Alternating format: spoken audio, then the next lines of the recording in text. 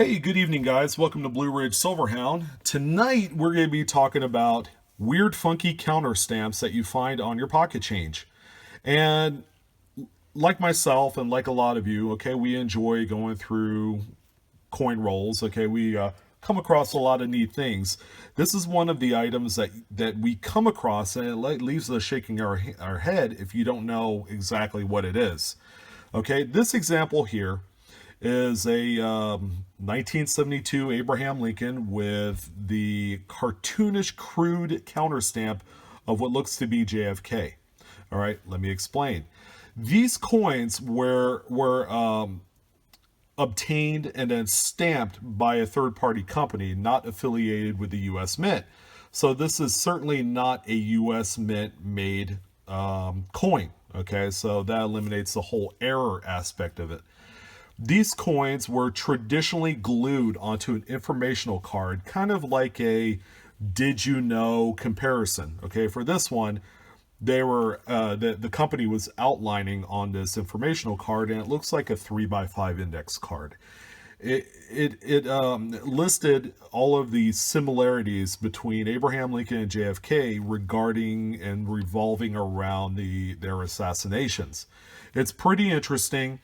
But I thought I'd take some time to discuss a few examples of these coins and to further let you know that they are not U.S. Mint affiliated type errors. Okay, so that's an important thing because I get a lot of questions regarding that, and they are certainly neat.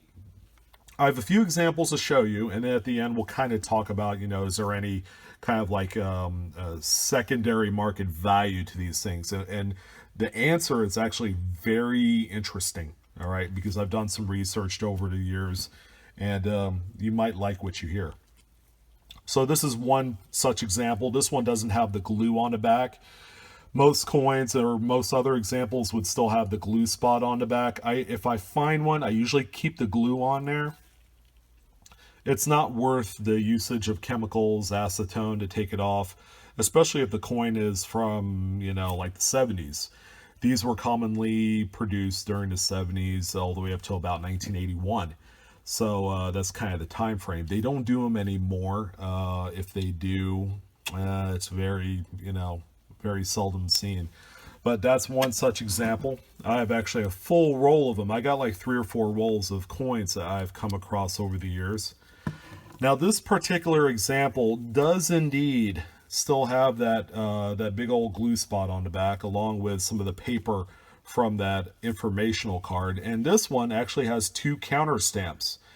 First of all, take note of the date, 1976. Okay, and then you have the Liberty Bell, and then you have also an outline of the United States with the USA stamped right in the middle. Okay, so in case you haven't figured it out, 1976 is a bicentennial year. So 200 years for the commemoration, much like they did on the quarters, and then that's why they did these 2 counter stamps. So this is another example.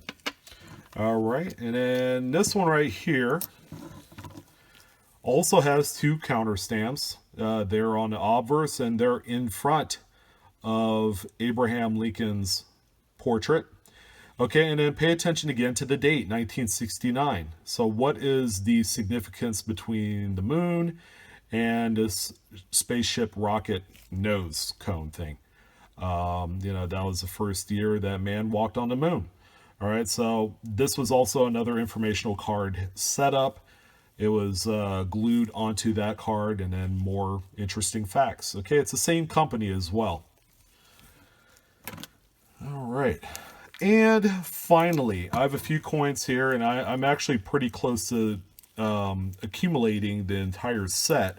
But the same company also stamped the states. Okay, so each one would have an outline of the state, and usually it occurs in front of Lincoln's portrait. And then it would just have a 2-letter abbreviation for each state. This one's Hawaii, so it has HI in the middle. This one right here is Maine, so it'd have ME. And Georgia, although the stamp went right on his nose there. So kind of in error. I don't think they really paid too much attention to the quality. But I have probably 48 states represented. This one's Wyoming in there, if you see that. It's a WY. And they're all 1979. So, yeah, that covers a counter stamp part of this whole thing. Now, as far as valuation, okay, in hindsight, the coins are only worth a penny. Okay, you find them in circulation, you think, oh yeah, they're worth a penny, or they could be worth more because they're kind of a neat oddity.